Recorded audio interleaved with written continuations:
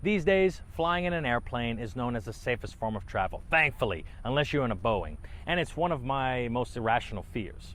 According to statistics, you have a less than 1 in 11 million chance of being in an airplane crash, which are great odds, but stories like the one you're about to hear are validation that nothing is ever a guarantee. Firstly, a big thanks go out to everyone supporting us on Patreon. Supporters have access to early videos and exclusive series, so join us if that sounds like something you'd be interested in by going to patreon.com/LouisianaDread and becoming a monthly subscriber. The name PanAm doesn't get tossed around often these days. In fact, many people in the modern world don't realize that Pan American Airlines, or simply PanAm, was the worldwide leader in luxury and international travel for the majority of the 20th century. It was the first airline to travel worldwide and brought many revolutionary innovations in air travel, like the jumbo jet and the computerized reservation system. Even the little white hats worn by the pilots in planes today, PanAm started that. On July 9th, 1982, PanAm Flight 759 crashed while leaving MSY Airport in Kenner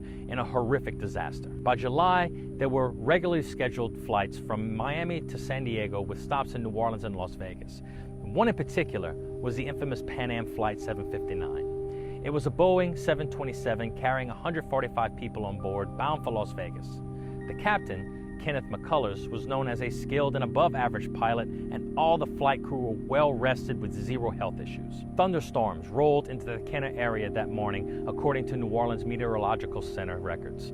Now, along with this thunderstorm came possible severe turbulence, icing, and wind shear. According to the National Weather Service, there were no severe weather warnings for the time and area of the accident, but the wind was gusty and swirling according to witnesses that day. Flight 759 left the runway and got to an altitude between 95 to 105 feet before starting to descend.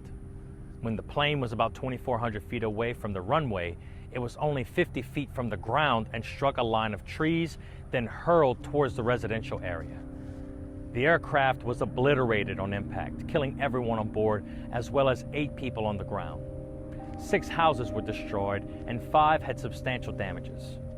In one of the destroyed homes, a 16-month-old baby girl was discovered in a crib covered with debris that protected her from the flames, sustaining only minor burns, thankfully. Now, the child's mother and 4-year-old sister were sadly killed, and the father was at work when the accident occurred. An investigation was immediately launched by the National Transportation Safety Board, and the official cause was the aircraft's encounter with wind shear from a microburst.